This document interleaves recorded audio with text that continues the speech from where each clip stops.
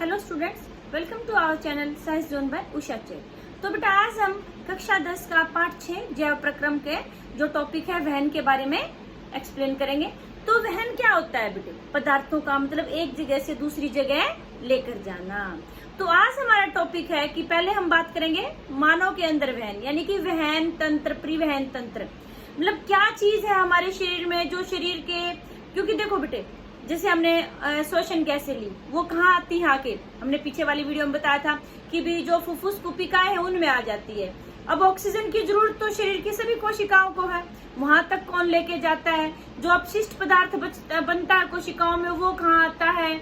और फिर जो रुधिर होता है सभी कोशिकाओं तक कैसे पहुंचता है? यानी कि कोई तो चीज है, कोई तो ऐसा सिस्टम बना हुआ है, तंत्र बना हुआ है कि जो कि कोशिका मतलब शरीर के विभिन्न पदार्थों को एक जगह से दूसरी जगह लेके जाता है। तो वो तंत्र जो शरीर के अंदर पदार्थों के स्थानांतरण के लिए उत्तरदायी है उसको बोलते हैं वहन तंत्र। ठीक है, तो मनुष्य का जो वहन तंत्र है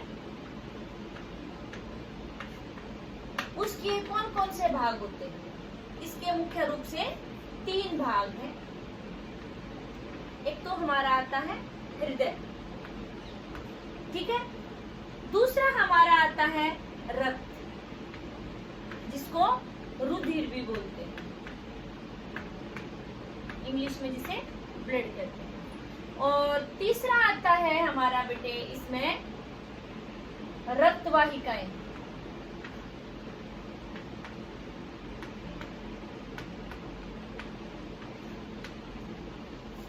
यानी कि रक्त आपने श्वसन जब टॉपिक किया था, पोषण किया था, उसमें आपने देखा था कि पदार्थों को एक जगह दूसरी जगह, श्वसन गैसों को, जो हमारे पोषक तत्व हैं उनको एक जगह से दूसरी जगह कौन लेके जा रहा था? रक्त लेके जा रहा था। तो यानी कि रक्त का मेन रोल है। तो रक्त कौन हो गया? लेकर जाने वाला, ठीक है। अब उनको पंप भी तो कोई करने वाला होना चाहिए, क्योंकि जो जीव है बहुकोशिकीय जीव है, जटिल संरचना है, तो वहां पर खाली विसरण से काम नहीं चलता है बेटे, वहां पर ऊर्जा की आवश्यकता होती है। तो जो हृदय है बेटे वो पंप की बाती कार्य करता है। अब रक्त के लिए नलिकाएं भी चाहिए जिनमें रक्त प्रवाहित कर सके, तो फिर आती है हमारी रक्त वाहिकाएं। तो यानी कि तीनों मिलकर के एक सिस्टम बनाती, तंत्र बनाती है, जिसको बोलते हैं वहन तंत्र। ठीक है, इन तीनों के बारे में हम अभी टर्न बाय टर्न डिटेल से करेंगे। पहले हम बात करते हैं बेटे रक्त की। जो रक्त होता है हमारा, रक्त के अवयव यानी कि रक्त के घटक कौन कौन से हैं? रक्त जो है बेटे आपने 9th क्लास में पढ़ा था, संयोजी ऊतक है। रक्त कौन सा ऊतक है? संयोजी तरल ऊतक है। रक्त के 2 घटक होते हैं मुख्य रूप से। एक तो हमारा होता है रक्त प्लाज्मा,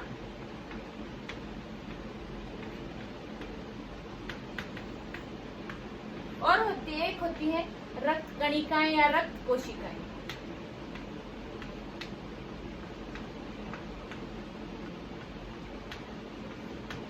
या फिर कोशिकाएं भी बोलते हैं।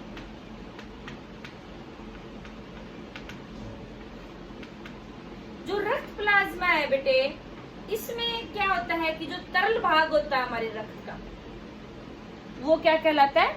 रक्त प्लाज्मा। इसके अंदर क्या पाया जाता है? जल और प्रोटीन।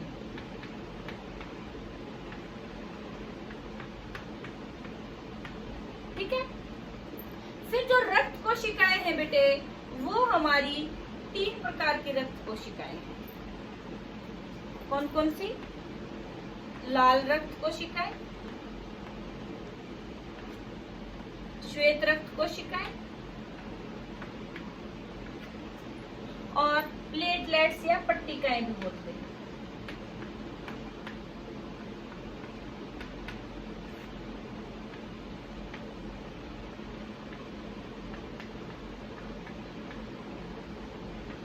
ठीक है बेटे, लाल रक्त कोशिकाओं को इंग्लिश में आरबीसी बोला जाता है, इनको डब्ल्यूबीसी यानी कि व्हाइट ब्लड सेल्स, और इनको प्लेटलेट्स बोला जाता है।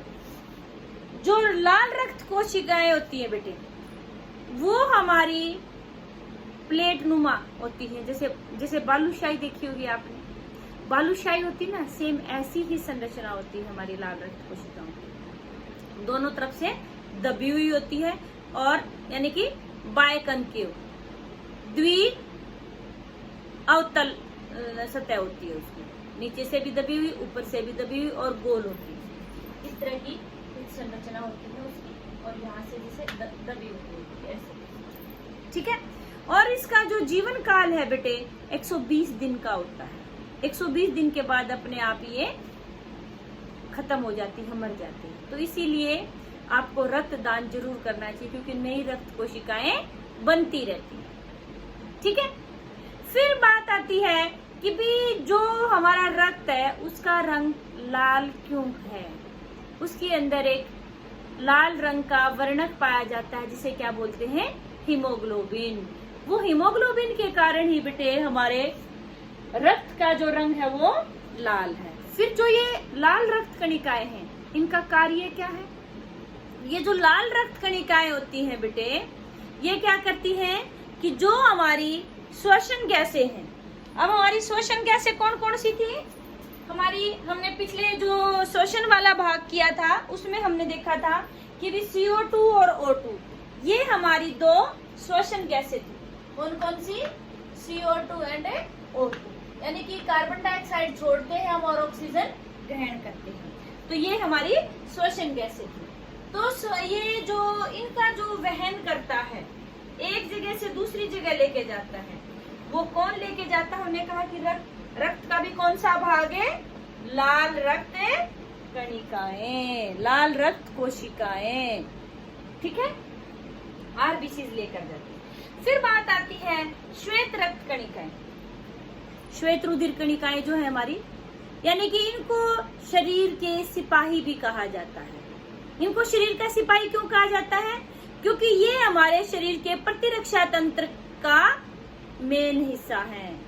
कोई भी रोगाणु हमारे शरीर में प्रवेश करता है तो उसको ये मार गिराती है और हमें बीमार होने से बचाती है।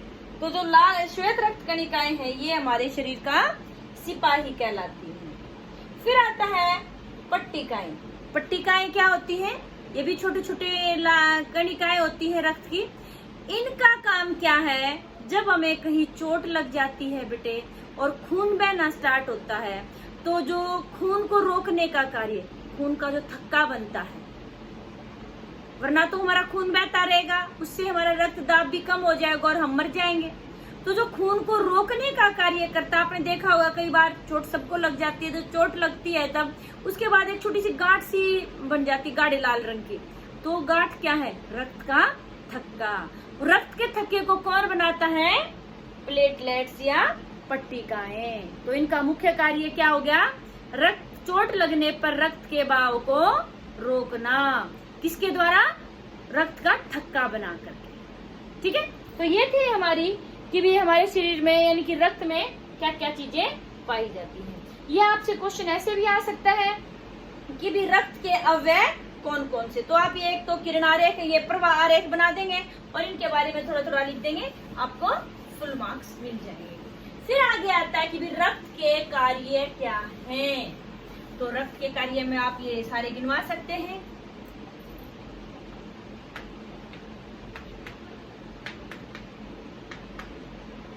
पहली बात, तापमान को नियंत्रित करता है, शरीर के तापमान को नियंत्रित करता है। देखो बेटे, जैसे गर्मी हो या सर्दी हो, हम अपना तापमान कितना नापते हैं, 37 डिग्री सेल्सियस। गर्मी में तापमान बाहर का ज्यादा होता तो भी हमारे शरीर का उतना ही रहता है, सर्दी में तापमान आसपास का कम होता है फिर भी हमारे शरीर का उतना ही रहता है। तो हमारे शरीर की आंतरिक संरचना है, तो उस शरीर के तापमान को नियंत्रित कौन रखता है, रक्त रखता है, ठीक है। दूसरा जो कार्य है कि पोषक तत्वों का परिवहन। तीसरा है कि जो अपशिष्ट पदार्थ बनते हैं उनका परिवहन।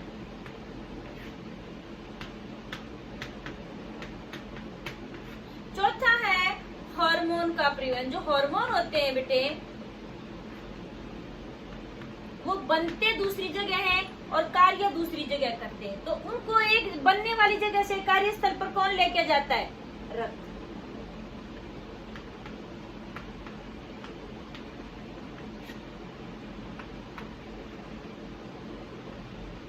रोगाणुओं से रक्षा, अभी बताया था, श्वेत रक्त कोशिकाएं।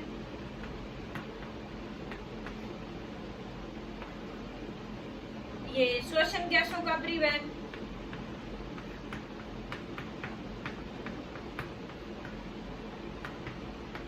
तो ये थे बेटे हमारे रक्त के कुछ कार्य। वैसे तो और भी बहुत सारे हो सकते हैं, लेकिन आपको 4-5 कार्य तो कम से कम पता होना चाहिए कि भी हमारा जो रक्त है उसके क्या क्या कार्य हैं। फिर बात आती है, हमने रक्त के बारे में तो कर लिया, दूसरा हमारा पार्ट था हृदय। वहन तंत्र का दूसरा पार्ट था मानव हृदय। इस टॉपिक को बेटा बिल्कुल ध्यान से समझना है। आप एक बार में ध्यान से समझ लोगे तो पूरी जिंदगी नहीं भूलोगे।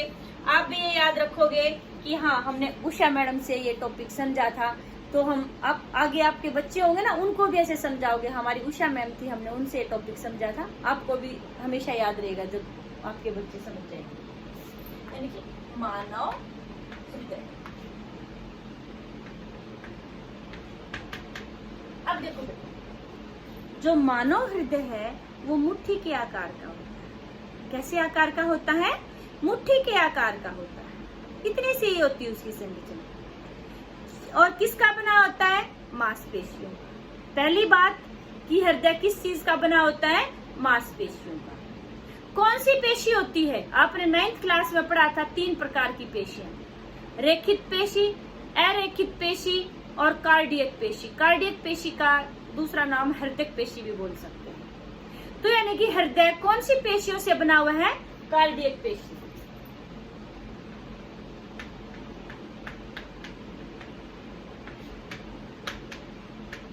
तो पहला पॉइंट आपका ये है, यानी कि पेशियों की बनी हुई संरचना किसकी, कौन सी पेशी का? कार्डियक पेशी या हृदय पेशी। फिर हृदय हमारा कितने कोष्ठों में बटा हुआ है? 4 कोष्ठीय संरचना है।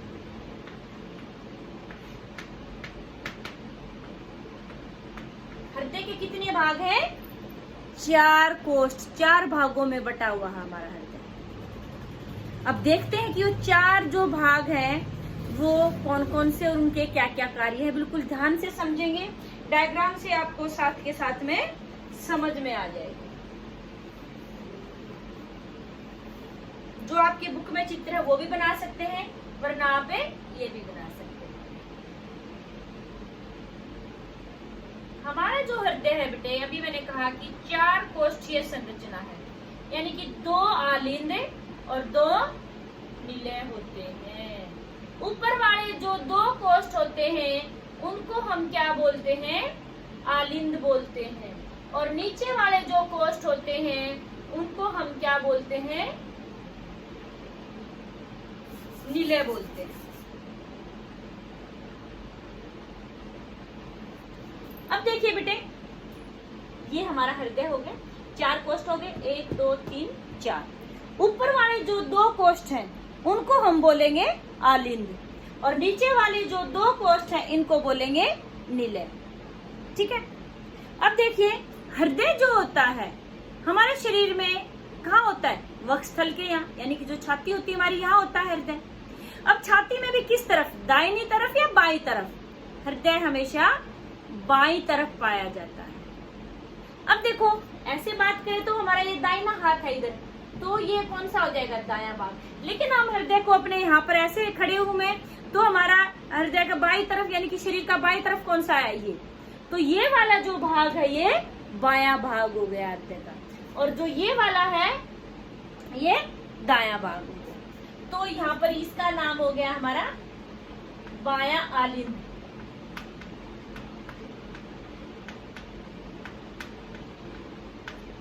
ये बायां निलय। इसी तरह से बेटे दायां आलिंद और दायां निलय हो जाएगा। तो आपको 4 कोष्ठ समझ में आ गए हृदय के कौन कौन से हैं। फिर बात आती है कि भी हृदय के अंदर रक्त कैसे आता है और हृदय उनको कैसे भेजता है। सबसे पहले क्या होता है बेटे, जैसे हमारा हृदय यहाँ इस क्षेत्र में होता है, तो हृदय के अंदर जो रक्त होता है ऊपर वाले हिस्सों से भी आता है और नीचे वाले हिस्सों से भी आएगा। आपने श्वसन के जब पढ़ा था कि उसमें अशुद्ध रक्त होता है, कार्बन डाइऑक्साइड वाला रक्त होता है, क्योंकि कोशिकाओं में कार्बन डाइऑक्साइड बनती है श्वसन के दौरान, ठीक है, जब भोजन का पाचन होता है। तो जो रक्त आता है वो क्या लेके आता है? Carbon dioxide. किसके पास लेकर आएगा? आपने पिछली वाली वीडियो जो श्वसन की थी, आपने कहा था कि फुफ्फुस के पास।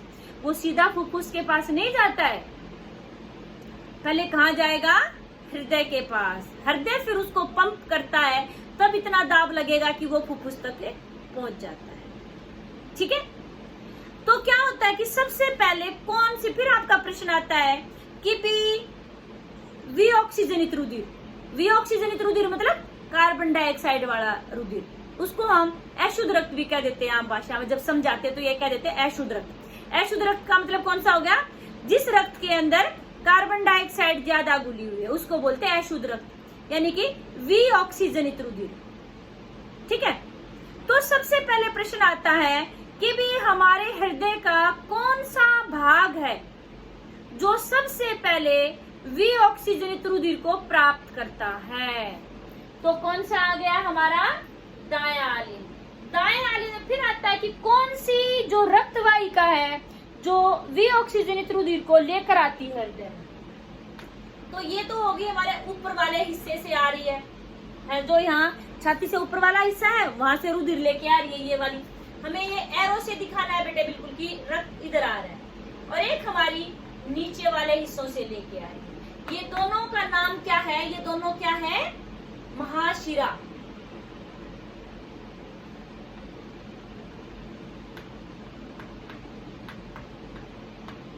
तो क्या होता है कि महाशिराएं वक्षस्थल से ऊपर वाले और उससे नीचे वाले हिस्सों से विऑक्सीजनित रुधिर को लेकर के कहाँ आती है? दाएं आलिंद के अंदर। कहाँ आती है? दाएं आलिंद में। अभी आपको मैंने बताया था कि जो हमारा हृदय है कैसी संरचना है? पेशियों का बना, कार्डिक पेशी का। और पेशियों की विशेषता होती है लगातार फैलना और सिकुड़ना। आपने 9th क्लास में पढ़ा था कि जो हृदय पेशी है वो दिन रात ऐसे फैलती और सिकुड़ती रहती, कभी भी नहीं थकती है। जब हृदय पेशी थक गई तो हमारे हृदय की गति रुक गई और हम मर जाएंगे। तो ऐसी पेशी है हृदय पेशी जो कभी भी नहीं थकती है, लगातार फैलती और सिकुड़ती रहती है।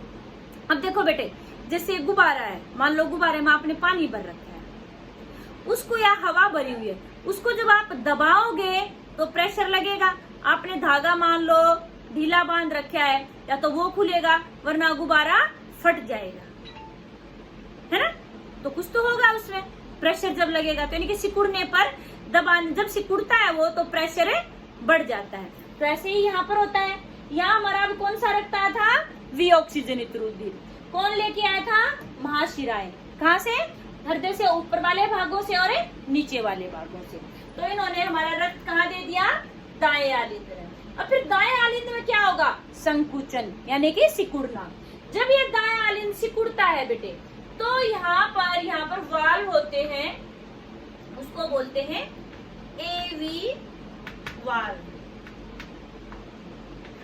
एवी यानी कि इसको इंग्लिश में एट्रियम बोलते हैं, इसको वेंट्रिकल बोलते हैं, अट्रियो वेंट्रिकुलर वाल्व बोलते हैं पूरा नाम तो इसका, लेकिन आप याद रख लेंगे एवी वाल्व। ये वाल्व क्या होते हैं बेटे? जैसे आपके घर में पानी का कनेक्शन होगा, टंकी के वहां पर वाल्व लगाए हुए होते हैं ना, कहते हैं वाल्व खोल दो, आपको उधर सप्लाई करनी है, दूसरी तरफ से घुमा के खोल देते हैं, वाल्व बंद कर देते हैं, सप्लाई रुक जाती है। तो ऐसे ही ये वाल्व होते हैं जो कि रक्त के प्रवाह को रोक देते हैं और खोल सकते हैं, मतलब इसको ये घूमती है जब तो, ठीक है। तो यहाँ पर क्या होता है? कौन सी वाल्व है? एवी वाल्व। जब ये सिकुड़ेगा तो यहाँ पर रक्त दाब बढ़ जाएगा और हमारी क्या खुल जाएगी? एवी वाल्व। समझ में आई आपको बात? जब ये हमारा दायां आलिंद सिकुड़ता है तो यहाँ पर रक्त दाब बढ़ जाएगा। रक्त दाब बढ़ने से फिर क्या हो जाएगा? हमारा एवी वाल्व खुल जाएगी और फिर हमारा रक्त कहाँ आ जाएगा? दाएं निलय में। और ये वाल्व जो होती है बेटा, रक्त की दिशा को बताती है। सिर्फ एक ही दिशा में खुलती है ये हृदय की वाल्व। जब यहाँ रक्त का दाब कम हो जाएगा तो ये तुरंत बंद हो जाती है, फिर ये नहीं खुलेंगी इधर जब दाब बढ़ेगा तो। ये सिर्फ यहाँ दाब बढ़ता रक्त का तो ये वाल खुलती है, समझना ये बात। फिर ये हमारा अब जो पेशी होती है उसका काम तो फैलना और सिकुड़ना है। एक बार सिकुड़ गया तो रक्त दाब बढ़ गया था, फिर हमारा इधर आ गया, फिर दोबारा से ये फैलेगा तो क्या हो जाएगा कि यह रक्त दाब कम हो जाएगा और ये हमारी वाल बंद हो जाएगी। फिर हमारा रक्त कहाँ गया, नीले के अंदर, दाएं नीले में। फिर दाएं नीले भी हमारा सिकुड़ेगा, तो सिकुड़ने से यहाँ एक और वाल होती है बेटे, ये कौन सी वाल है, एस सेल वाल।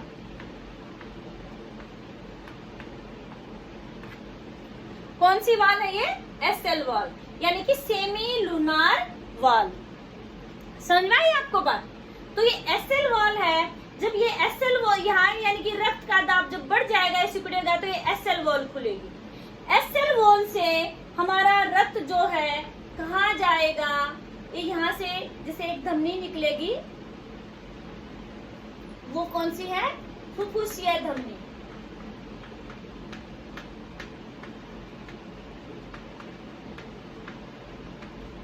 तो हमारा रक्त कहाँ चला जाएगा, फुफ्फुसीय धमनी में। अब देखो यहाँ एरो दिख रहा है कि ये हृदय से बाहर लेकर जा रही है, ये एरो दिख रहा है हृदय के अंदर आ रहा है। तो यानी कि जब ये एस सेल वॉल खुलेगी तो हमारा रक्त कहाँ चला जाएगा, फुफ्फुसीय धमनी में। अब नाम से ही पता चल रहा है फुफ्फुसीय धमनी, तो यानी कि ये धमनी कहाँ जाएगी, फुफ्फुस के पास लेके जाएगी। अब ये कौन सा रक्त है, विऑक्सीजनित रक्त, यानी कि कार्बन डाइऑक्साइड वाला रक्त। वहां जाने के बाद जो हमारी फुफ्फुसीय कुपिकाएं थी, वहां क्या हो जाता है, गैसों का आदान प्रदान हो जाएगा। हमने कल पढ़ा था श्वसन के जब वीडियो बनाई थी, तो उसमें क्या था कि भी कुपिकाओं के वहां पर रक्त जो श्वसन गैसें थी उनका आदान प्रदान हो जाएगा, कि जो कुपिकाओं में ऑक्सीजन है वो रक्त में आ जाएगी और रक्त में जो कार्बन डाइऑक्साइड है वो कुपिकाओं के यानी कि फुफ्फुस के अंदर चली जाएगी। अब जो हमारा रक्त है फुफ्फुस के पास, अब उसमें कौन सी गैस है ज्यादा, अब ऑक्सीजन गैस आ गई। अब वो ऑक्सीजनित रुधिर बन गया है। वो ऑक्सीजनित रुधिर फुफ्फुस से हृदय की तरफ कौन लेके है, क्योंकि उसको विभिन्न कोशिकाओं तक पहुंचाना है। विभिन्न कोशिकाओं तक पहुंचाने का काम कौन करेगा, हृदय ही। और कोशिकाएं भी अपने रक्त को कहाँ पहुंचाती, पहले हृदय के पास, हृदय से फिर फुफ्फुस के पास जाता है, फुफ्फुस फिर क्या कहाँ भेजेगा, हृदय के पास, हृदय से फिर कोशिकाओं के पास जाए, इस तरह से चक्कर चलता रहता है। तो जो भी हमारा यानी कि फुफ्फुसीय धमनी विऑक्सीजनित रुधिर को कहाँ ले गई थी, फुफ्फुस के पास। फुफ्फुस में गैसों का आदान प्रदान हो गया। अब हमारा रक्त कैसा हो गया, ऑक्सीजनित रक्त। अब वो ऑक्सीजनित रक्त कहाँ आएगा, बाएं आलिंद के अंदर। बाएं आलिंद में कौन लेके आएगा, अब फुफ्फुस से निकल रही है तो वो कौन सी होगी, फुफ्फुसीय शिरा।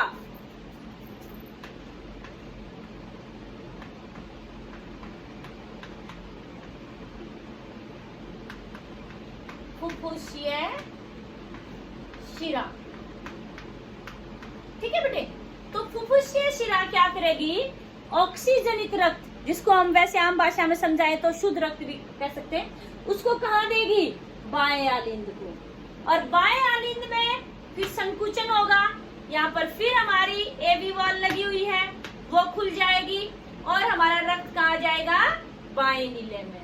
बाएं ये वॉल हमारी बंद हो जाएगी। बाएं नीले में फिर संकुचन होगा, यहाँ पर फिर एस सेल वॉल होती है, हमारी एस सेल वॉल फिर खुल जाएगी और फिर हमारा रक्त कहाँ जाएगा, यहाँ पर एक महाधमनी होती है, हमारे शरीर की सबसे बड़ी शिरा, सॉरी रक्तवाहिका, ये क्या है, महाधमनी, उसमें जाएगा। उसमें से फिर धमनियां निकलेंगी और वो फिर क्या करेंगी, शरीर की विभिन्न कोशिकाओं तक ऑक्सीजनित रक्त को पहुंचा देंगी। अब देखिए बेटे, एक ही मतलब सेम रक्त हमारे हृदय में 2 बार आया है।